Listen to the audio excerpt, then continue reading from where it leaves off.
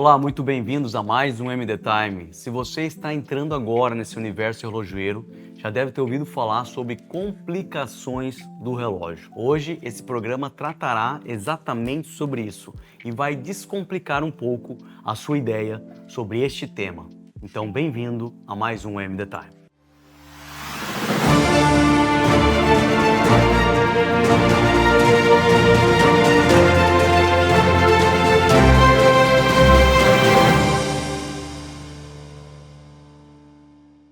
Meus amigos, hoje falaremos sobre as principais complicações dos relógios. A beleza muitas vezes está nos pequenos detalhes, que vão além de simplesmente marcar as horas do seu relógio. Qualquer função no seu relógio que vá além de mostrar as próprias horas, minutos e segundos, elas são uma amostra da genialidade, da arte, da engenharia contida nessa caixinha pequena no seu pulso que se propõe a marcar o seu tempo. Hoje vamos desvendar algumas das mais fascinantes complicações no universo relojoeiro. Das complicações, primeiramente tem que falar sobre a data. Tudo começa aqui. A complicação mais fundamental e para muitos indispensável é a exibição da data. É a porta de entrada para um mundo mais funcional. Mas foi lá em 1956 que a Rolex elevou o conceito ao lançar o Day-Date. Ele não apenas mostrava o dia do mês, mas foi o primeiro relógio de pulso a exibir também o dia da semana por extenso, ali na posição das 12 horas em uma janela do seu mostrador. O apelido desse relógio foi chamado de Presidente. Esse relógio tornou-se um grande símbolo de status e poder, provando assim que mesmo as complicações mais básicas podem se tornar um ícone cultural. Este modelo icônico recebeu esse nome Presidente justamente porque grandes presidentes na história da humanidade, inclusive hoje o Donald Trump, possui um relógio com essas características todo em ouro. A segunda complicação é o calendário perpétuo. Imagina um relógio com uma memória mecânica tão sofisticada que ele sabe a diferença entre um mês de 30 e 31 dias. Até me ocorreu nessa semana. O Paulo, que comprou o primeiro relógio dele, da Tag Heuer, um relógio a quartzo da linha Fórmula 1, me mandou uma mensagem com um vídeo. Felipe, esse mês só tinha 30 dias e meu relógio está acusando aqui 31. Então este relógio não possui um calendário perpétuo e ele precisou mudar ali a sua data para que ficasse correta. Quando há uma complicação de calendário perpétuo, isso não acontece. Enquanto um relógio com a data simples precisa ser ajustado 5 vezes por ano, esta obra de arte da microengenharia relojoeira só precisará de uma correção em 2100. Ou seja, você que nasceu aí em 2000, recebeu um relógio de calendário perpétuo do seu pai, do seu avô, você só vai precisar ajustar o calendário novamente desse relógio quando você fizer 100 anos em 2100. Um relógio realmente incrível no que diz respeito à engenharia relojoeira. E a gente que não sei se você sabe medir o tempo assim, mas os meses, 31, 30, 31, 30, quem já fez isso? Janeiro, 31, fevereiro, 30, março, 31, quer dizer, fevereiro 30 não, porque é 28, né? Detalhe. Tá, já fez isso? Nunca mediu? Uau! Olha só, a Ana não sabe disso e talvez você também não saiba. Como dizer os meses de 31 e 30 dias? Pega as duas mãos, juntem aqui e janeiro, 31 dias. Fevereiro, no caso seria 30, mas 28 ou 29. Março, 31. Abril, 30. Maio, 31. Junho, 30, julho, 31, sabe disso, Luizinho? Agosto, 31, setembro, 30, outubro, 31, novembro, 30, dezembro, 31. Então a gente nota que vai ter que ser alterado 5 vezes o seu calendário por causa dos meses com 30 dias, ou fevereiro com 28, 29. Então tô te ensinando esse esqueminha da mãozinha aqui, nunca mais se esqueça, 31 ou dia 30. Felipe também é cultura, MD Time, ensinando detalhes, coisas pequenas que vão fazer diferença na sua vida. Dito isso, o primeiro calendário perpétuo registrado vem do relojoeiro inglês Thomas Mudge. O seu primeiro relógio de bolso com um calendário conhecido é datado de 1762. Depois de 1762, 100 anos depois, a Patek Philippe trouxe essa tecnologia agora para os relógios de pulso, com o lançamento do belíssimo Patek Philippe de 1925. Esse relógio é lindo, a referência 97975. A mescla entre o dourado e o preto me emociona muito, eu adoro os relógios assim. Um mecanismo de calendário perpétuo, ele exibe com a precisão, então, o dia, a data e o ano, já considerando os anos bissextos, as durações variáveis dos meses, né, como eu ensinei aqui, o dia 30 e 31 da mãozinha, inclusive o fevereiro, que tem apenas 28 dias, né, às vezes 29, e até mesmo as fases da Lua. O seu mecanismo é composto por centenas de peças mecânicas extremamente complexas, rodas, engrenagens, alavancas para calcular a passagem do tempo com ainda mais precisão, considerando 1461 dias, ou seja, 4 anos, e assim adaptando-se às complexidades do nosso sistema de calendário. Terceira complexidade relojoeira, o cronógrafo. Esse também é muito utilizado, é derivado do grego cronos. Depois segue aí também, tem um vídeo falando sobre cronos e kairos. Cronos do grego tempo e grafo, que significa escrever. O cronógrafo, então, é literalmente o escritor do tempo. O cronógrafo serve, então, para medir intervalos, tempos mais curtos, funcionando como um cronômetro integrado ao seu relógio. Ele permite, então, que o usuário registre alguns tempos de eventos específicos, como a duração de uma corrida, o tempo do cozimento de um alimento. Até recentemente, a história do cronógrafo era bem estabelecida. O relojoeiro francês Nicolas Mathieu, eu acho que é assim com biquinho que se fala, inventou e batizou o cronógrafo em 1821. O designer surgiu da necessidade de cronometrar com precisão as corridas de cavalos. Ele foi considerado o primeiro relógio cronógrafo do mundo até o início de 2013. Aí teve gente que reivindicou. Então o mundo reconheceu outro cronógrafo 5 anos mais antigo e foi construído com outra finalidade. O primeiro foi construído para marcar corridas de cavalo. Já um outro francês chamado Louis Moinet, ele alterou a história relojoeira. Em 1815, ele projetou um cronômetro de bolso para astrônomos, ou seja, uma outra finalidade, o mesmo recurso, e o dispositivo poderia medir o tempo registrado com a precisão de 1 por 60 segundos, e esse era um grau de precisão incrível para um relógio tão antigo, finamente construído. Quando a gente fala de cronógrafo de bolso, já teve uma disputa para ver quem fez, quem não fez. O de pulso ficou um pouco pior, o assunto se torna ainda mais polêmico, porque até hoje muito se discute sobre quem criou o primeiro cronógrafo de pulso. Alguns dizem que foi o Zenith, em 1969, quando lançou o tão icônico e belíssimo É o Primeiro. Outros já alegam que foi a Seiko, que lançou o cronógrafo automático 6139, também no ano de 1969, mas foi feito exclusivamente para o mercado japonês. Muitos concordam que o responsável também, e eu gosto muito dessa história, foi o cronógrafo da Tag Heuer,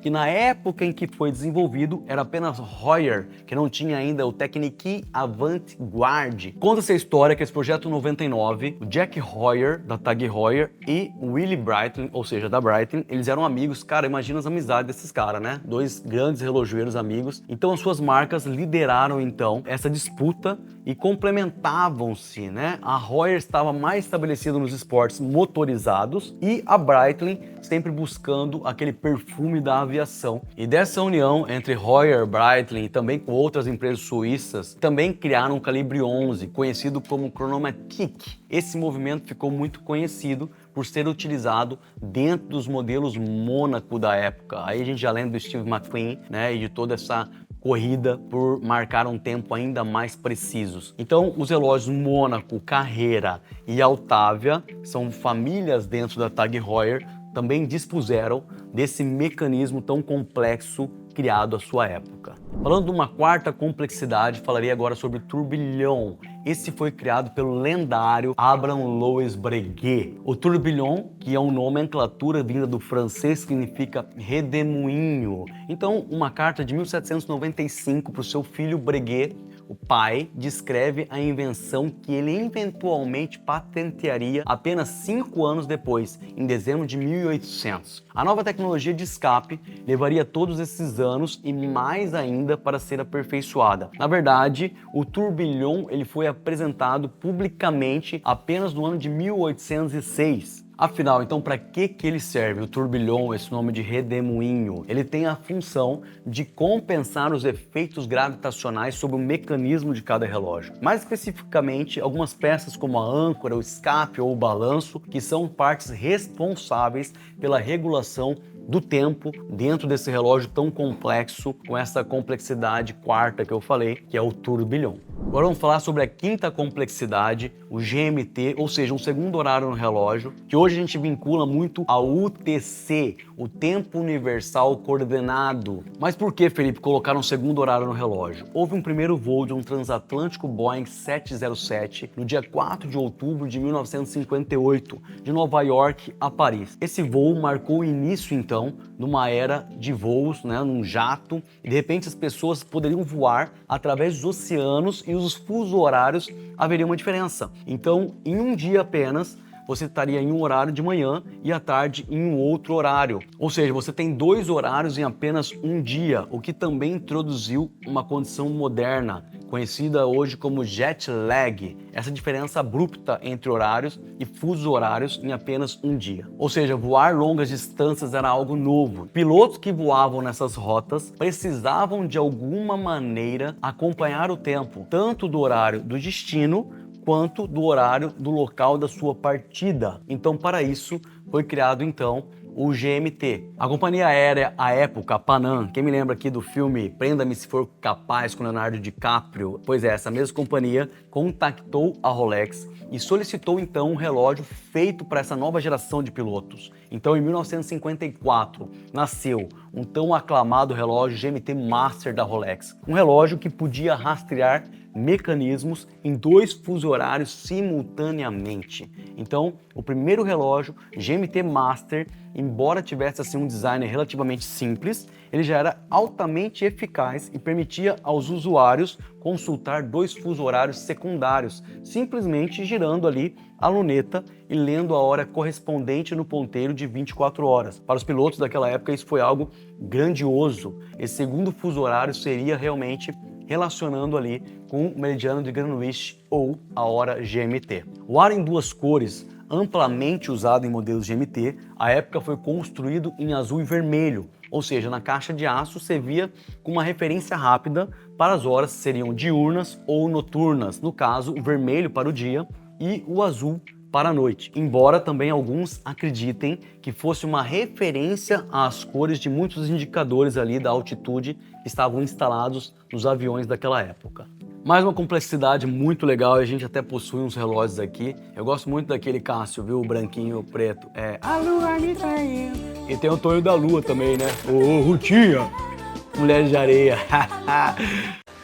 Mulher de areia. A Paz da Lua foi desenvolvido pela primeira vez para um relógio de pulso da Patek de 1925, mesmo que eu já citei anteriormente, mas posteriormente a Rolex introduziu a sua própria interpretação dessa complicação no ano de 1949 e que ele foi mais famoso à época, sendo o Rolex chamado Padelone, que vai estar inserido aí a imagem para que você possa apreciar essa belezura. Então a Lua realmente sempre foi usada, anteriormente aí para entender os ciclos de como a Lua governa a questão da colheita ou das marés ou daquela mulher que prefere cortar o cabelo em determinado tipo de lua. Então ter a fase da Lua no pulso é como carregar um pequeno pedaço do céu noturno, uma obra de arte que celebra sim a passagem do tempo de uma forma ainda mais antiga e cheio dos seus significados. Vou falar sobre mais uma complexidade, a sétima, o indicador de reserva de marcha. Simples, genial, incrivelmente útil, essa complicação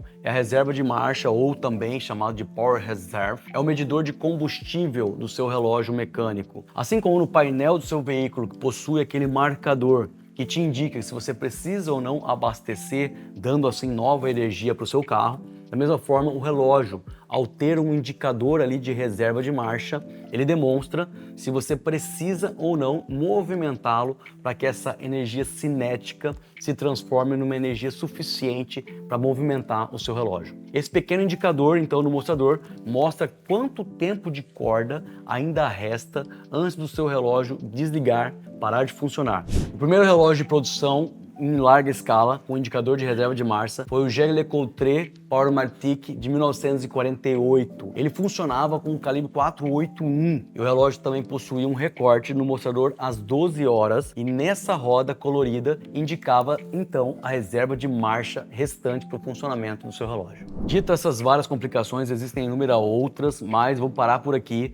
talvez você esteja me perguntando, Felipe, qual relógio que tem maior complicação no mundo? O relógio com maior número de complicações é o Vacheron Constantin 57260, com 63 complicações, 2.877 peças, foi lançado em 2015 e é sim considerado um dos relógios com maior complexidade já criados pelo homem, um relógio de bolso. Das 63 complicações desse relógio, elas abrangem as seguintes categorias: a medição e regulação do tempo, com 9, o calendário perpétuo gregoriano, também as complicações do calendário perpétuo chinês, as complicações do calendário perpétuo agrícola chinês, as complicações de indicações astronômicas, as complicações do cronógrafo com Rattrapante, também são 4 complicações, as funções de alarme, que são 7 complicações, do Grand Sonnerie, que são mais 8 complicações, e outras funções adicionais. Realmente um relógio extremamente complicado, faz jus às 60 complicações que atribuíram a ele. A Patek Philippe defendeu por muito tempo o relógio mais complicado, que é o Grand Complication, mas o Vacheron Constantin também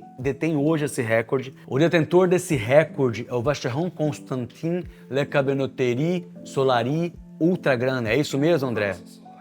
Solarian, esse relógio aí com um nome complicadíssimo. O movimento dele é uma corda manual 3655 e foi desenvolvido de uma maneira manufaturada pela marca Vacheron Constantin. Possui 72 horas de marcha de reserva, 1.521 componentes e 204 rubis compõem esse maquinário surpreendente. Ele possui ali medição de tempo, calendário perpétuo também gregoriano, indicações lunares, indicações astronômicas, complicações de carrilhão, cronógrafo Rattrapante. As complicações mostram que o relógio pode ir muito além de marcar as horas apenas. Eles carregam história, inovação, alta tecnologia, engenharia, a beleza mecânica por trás de cada detalhe, seja um simples indicador de data ou um complexo turbilhão ou esses grandes complicações do Vacheron Constantin ou Patek Philippe. A gente tem um lembrete de como o tempo pode ser medido de uma maneira artística, engenhosa, e cada vez nos apaixonamos ainda mais porque é um universo muito particular. Ele conta a história, ele conta não só as horas, mas também um pouco da história de desenvolvimento da humanidade. Eu espero que você tenha gostado desse programa e tenha descomplicado um pouco a sua mente sobre as complicações relojoeiras. Se você gostou, não se esqueça de seguir o nosso canal, de indicar para o seu amigo que também é apaixonado por esse universo, e sou grato por ter a tua companhia mais uma vez em nosso programa. Até a próxima sexta-feira. Como eu sempre falo, o seu tempo é precioso e eu sou grato por estarmos juntos.